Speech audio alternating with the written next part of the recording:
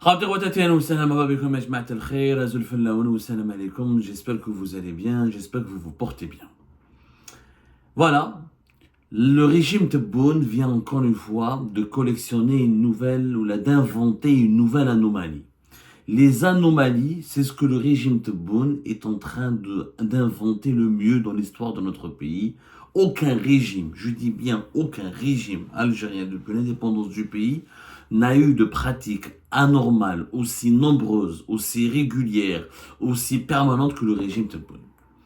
Depuis 24 heures, un document a circulé partout sur les réseaux sociaux, m'a été envoyé par plusieurs contacts, etc. Un document blanc.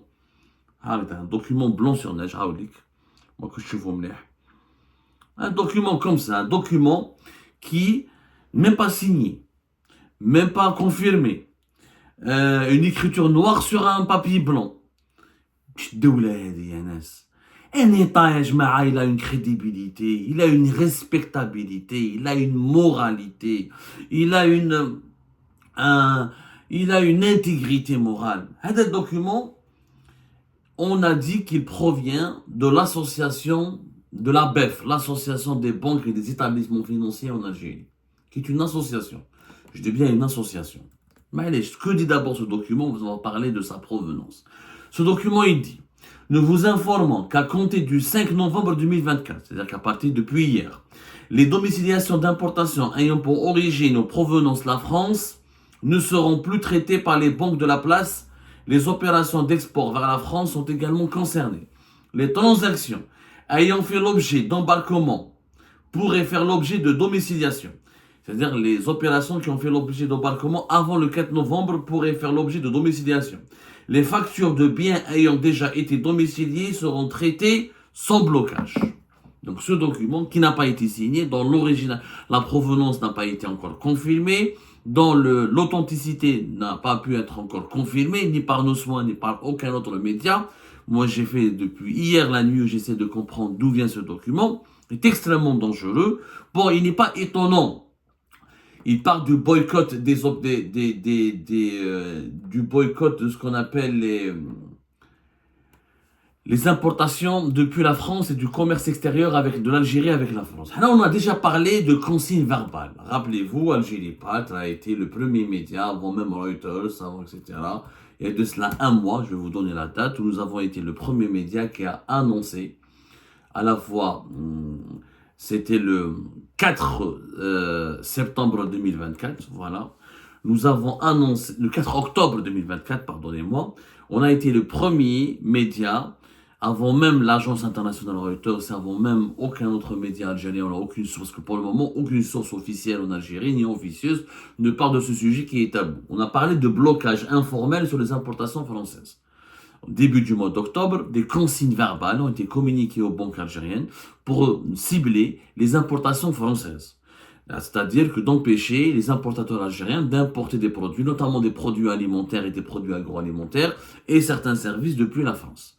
Et on a expliqué que cette consigne verbale est parvenue à toutes les banques algériennes pour aussi leur annoncer qu'ils doivent se préparer à un boycott plus général des importations françaises dans les semaines à venir. J'ai le document au début de ce mois de novembre, donc un mois plus tard, le 5 novembre, il y a ce document qui circule. Bien sûr, l'information n'a pas été encore confirmée officiellement. Il faut savoir que contrairement à l'Espagne en juin 2022 et contrairement au boycott des ports marocains en janvier 2024, il y a eu des documents qui ont été signés et assumés par l'État algérien à travers une association. Je vous les anomalies de l'Algérie.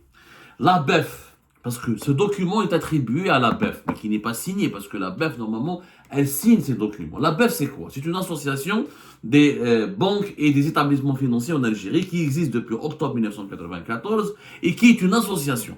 Ce n'est pas une institution. Elle n'a pas l'autorité de décider.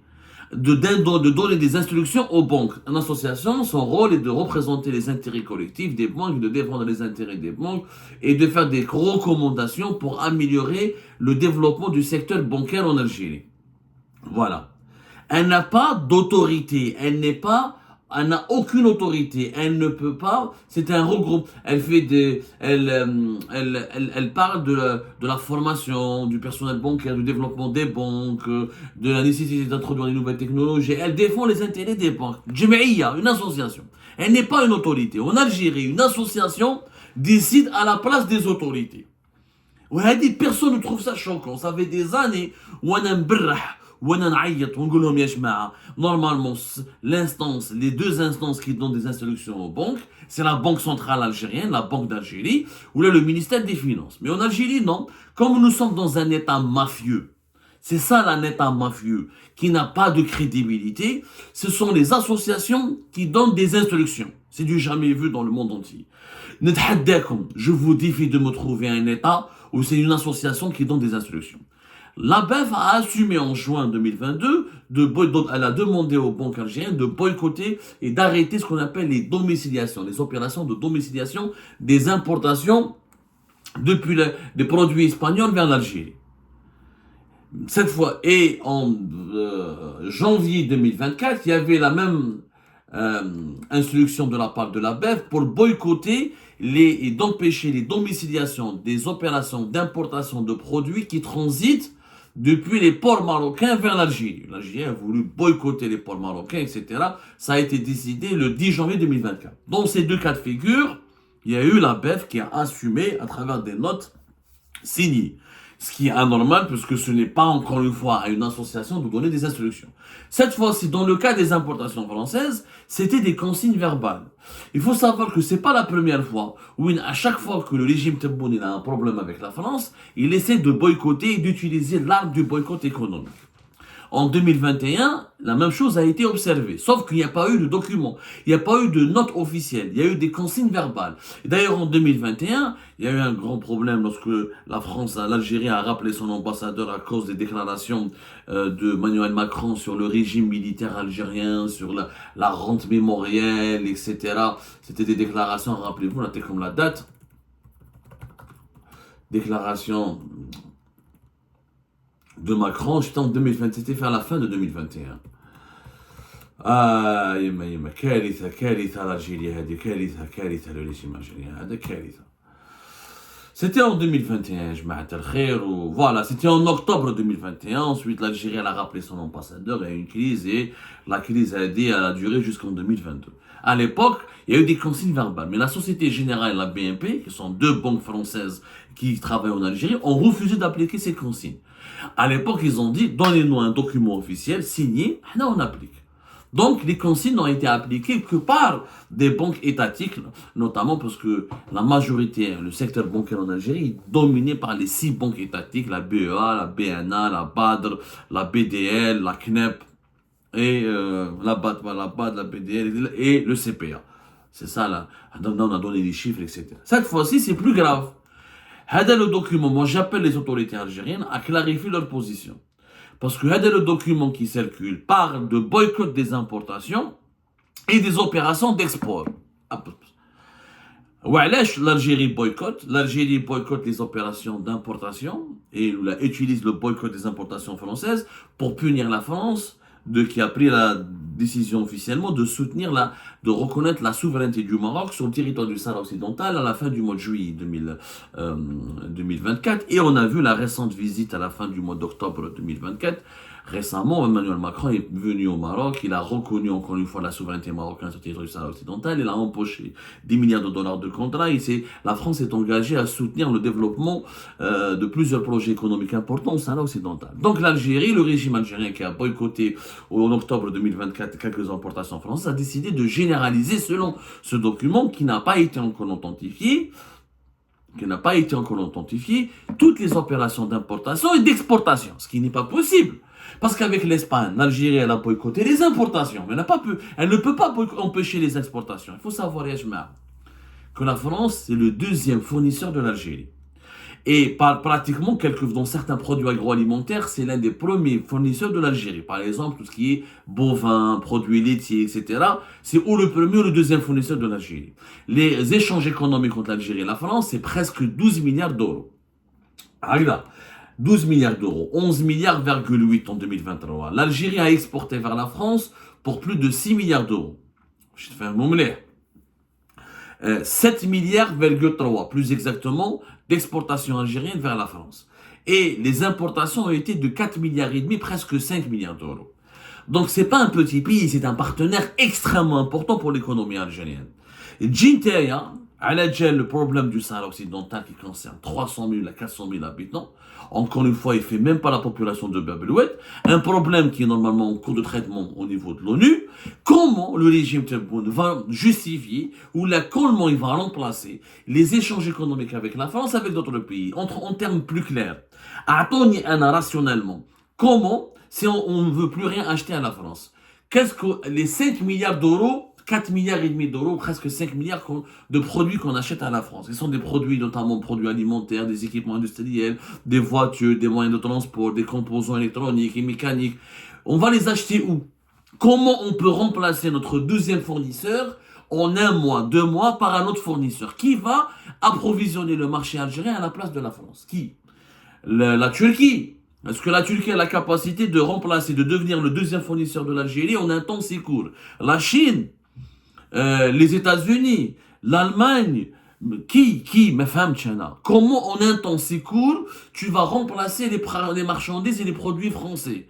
Cela signifie que on risque d'avoir des risques de pénurie, d'augmentation des prix massifs pour certains produits, notamment agroalimentaires et alimentaires, et que des entreprises algériennes qui ont des accords avec des entreprises françaises, notamment pour avoir certaines matières premières pour produire en Algérie, elles vont avoir des ruptures de stock, des problématiques, de gros problèmes d'approvisionnement.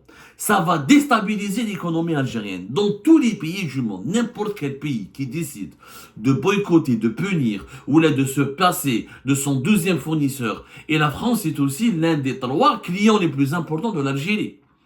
Là, on parle que des importations. Même je ne parle pas encore des exportations. Si n'importe quel pays au monde ne peut pas, en 1 mois ou là en 2 mois, remplacer son deuxième fournisseur. C'est pas possible. Il faut au minimum 2 ans de préparation, de préparatifs, de mesures pour remplacer ton deuxième fournisseur par un autre fournisseur qui prend sa place. C'est-à-dire que les 5 milliards, les 4 milliards d'euros que nous importons depuis la France, il nous faut au moins 2 ans pour identifier un autre marché, pour maîtriser les coûts, pour changer de fournisseur et pour s'habituer à de nouveaux produits, etc. Avec le risque de ne pas créer des pénuries et une nouvelle inflation à 2 chiffres au niveau du marché national. La France c'est à côté, le port de Marseille c'est pas loin du port d'Alger. Si on remplace tous les produits français par les produits chinois, ou tous les produits français par les produits turcs, ou par des produits brésiliens ou là je sais pas quoi, ou indiens, ça va nous coûter plus cher, il faut se réadapter, il y a des nouvelles normes, il y a des nouvelles habitudes de consommation, il y a des partenariats, il y a des associations, il y a des marchés conclus entre les entreprises algériennes et françaises qui seront compromis et annulés. Donc il y aura des pertes d'emplois, il y aura des perturbations importantes. Le cas de la France était le 10e fournisseur. De boycotter les produits américains ou les égyptiens ou saoudiens, belek. Mais ça, on parle de la France, c'est ton deuxième fournisseur, Yannis. Tu vas perturber ton économie et tu vas entrer. Chifna les conséquences du boycott des produits espagnols. L'Espagne était, je rappelle, parmi nos 5 fournisseurs aussi. Je venais déjà avec l'Espagne, ce que ça a donné. Ça a donné quoi avec l'Espagne? Le prix du poulet qui a augmenté, puisque 60% de la matière première pour la fabrication, pour l'élevage de la volaille en Algérie, c'était détenu par des entreprises espagnoles. Donc, c'est des conséquences directes de ce boycott. Déjà avec l'époque espagnole, comment l'inflation à 2 chiffres a augmenté et comment les conséquences étaient désastreuses pour les consommateurs algériens parce que tu ne peux pas te passer directement ou boycotter ou arrêter brutalement tes relations économiques avec un partenaire aussi majeur qui est classé parmi tes 3 clients les plus importants et 5 fournisseurs les plus importants du jour au lendemain. Et le régime Tebboune était obligé vers la fin de l'année 2023 et début de l'année 2024 d'alléger les sanctions et d'alléger les décisions de gel d'importation de certains produits espagnols. Maintenant, la note. J'espère que c'est un faux document. Parce que c'est de la folie. La note, elle parle aussi des opérations d'exportation. Et C'est-à-dire que la note, elle demande aux banques algériennes d'empêcher son attraque, par exemple, d'exporter son pétrole et son gaz vers la France. La France nous achète pour 7 milliards d'euros. C'est-à-dire à cause du Sahara occidental, à cause du Maroc, à cause de ce conflit, on ne va pas exporter 7 milliards d'euros vers la France. C'est-à-dire que l'Algérie va renoncer à exporter 7 milliards d'euros juste à cause du Sahara occidental et du Maroc. C'est de la folie. C'est-à-dire que ce qu'on nous vend donc vers la France, on ne veut pas le vendre vers la France, on va essayer de le vendre ailleurs. Mais avec des contrats, c'est pas possible. C'est pour ça pour moi ce document est faux. J'espère qu'il est faux. Il ne peut être que faux parce que c'est de la folie. Mais à l'Espagne, on n'a pas cessé nos exportations vers l'Espagne. Vers l'Espagne, on exporte entre 3 et 4 milliards d'euros, notamment de gaz. Mais on n'a pas cessé de nos exportations de gaz. Parce que l'Algérie, on ne peut pas se permettre de ne pas exporter. Alors on va perdre énormément d'argent. Mais c'est de la folie. On ne peut pas ne pas vendre notre gaz vers l'Espagne. Comme on ne peut pas ne pas vendre notre gaz et notre pétrole vers la France. Parce qu'il y a des contrats. Si tu fais une rupture de contrat, à l'appel comme les hydrocarbures, c'est 6 milliards d'euros d'exportation depuis l'Algérie vers la France. 3 milliards et demi d'euros rien que de gaz naturel et de GNL. Et 2 milliards de pétrole brut. Ah, c'est des contrats, c'est des commandes. Tu vas pas vendre à la France, donc on va perdre 6 milliards d'euros avec Park. Ça n'a pas de sens. Ça n'a pas de sens, c'est extrêmement dangereux. C'est des pertes sont considérables pour l'Algérie. Et juste pour les 400 000 Sahraouis. Mais belle, je mets en danger les intérêts économiques de 47 millions d'Algériennes et d'Algériens pour 400 000 Sahraouis. C'est qu'il y a un problème quelque part. C'est que ce régime, il est fou. Je ne pense pas que ce document il est vrai. Il aurait été authentique, il aurait été vrai si on boycottait uniquement les importations. Mais boycotter les importations, déjà boycotter les importations depuis la France, c'est extrêmement dangereux. Boycotter encore les exportations vers la France, c'est suicidaire. C'est pas dangereux, c'est suicidaire. Donc, c'est une option dangereuse que le régime Tebboune est en train de mener en politisant l'économie. Ça va créer plus d'inflation, plus de chômage, plus de pénurie, plus de perturbations d'approvisionnement de la matière première, des matières premières pour les entreprises algériennes. Ça va compromettre les activités économiques de notre pays et ça va aggraver la misère et l'appauvrissement des foyers des ménages algériens qui sont plus de 11 millions et quelques. C'est de la folie. Cette manière de gérer, de politiser l'économie et de gérer les exportations, les importations par des notes verbales ou par des notes qui ne sont pas signées, qui ne sont pas authentifiées, c'est tout simplement de l'informel, c'est du mafieux et c'est de l'irrationnel. On est en train d'affaiblir notre pays, d'exposer notre pays à tous les dangers pour un conflit qui concerne 400 000 habitants, même pas la population de Bab el-Oued et qui relève de l'ONU. La France n'a pas dit qu'elle soutient le Maroc pour occuper Tindouf ou Béchar, pour occuper le Bayez ou l'An'ama. La France n'a pas revendiqué, n'a pas reconnu la marocanité des wilayas algériennes. Donc, les intérêts, la sécurité nationale de l'Algérie, sa souveraineté, n'ont pas été impactés. Je vais donc me disputer et compromettre mes intérêts avec mon deuxième client et mon deuxième fournisseur, parmi mes 3 plus importants clients et mon deuxième fournisseur, pour un problème qui concerne 400 000 habitants et un conflit qui ne me relève pas de ma sécurité nationale, qui relève du Conseil de sécurité de l'ONU. C'est de la folie. Ah ben comme c'est de la folie. C'est de la folie. Regardez le document qui n'est signé, noir sur blanc, je conteste son authenticité. S'il est vrai, c'est classe. Après le Tebboune est devenu fou, le régime est devenu complètement fou.